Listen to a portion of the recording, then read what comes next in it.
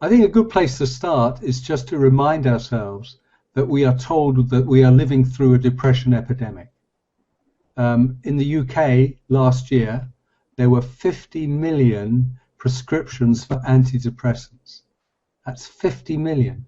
That is one for every adult population member of the United Kingdom.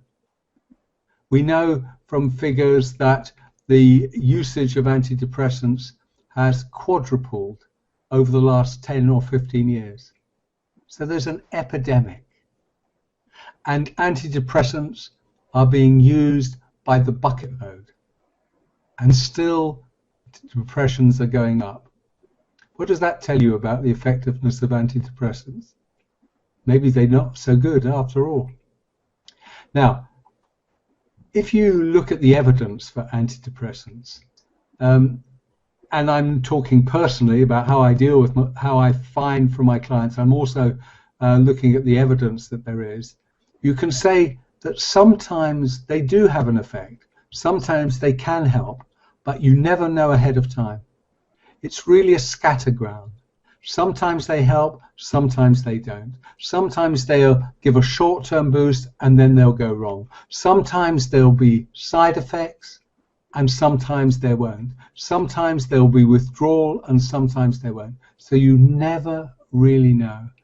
And I'm just going to read what the Human Givens Institute, which I think gave a very fair summary of what the evidence shows, for you to really get a sense of what you're really letting yourself in for if you go down the antidepressant route. This is what they say.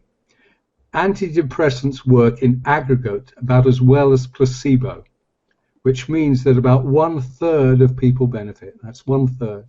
But of course, antidepressants do not pretend to treat the root cause, do not pretend to treat the root cause, and so there is a high rate of relapse.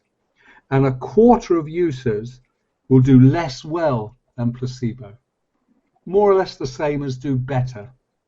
And there are unquestionable side effects, from increased suicide risk, loss of sex drive, dizziness, nausea, fatigue, headaches, and so on. Finally, 1/3 of those taking antidepressants will suffer withdrawal symptoms, and these can be very serious if they start to stop. And this is what Charles O'Connell said, clearly much more angry and much more strong, as he was writing in the Human Givens Journal a couple of years ago.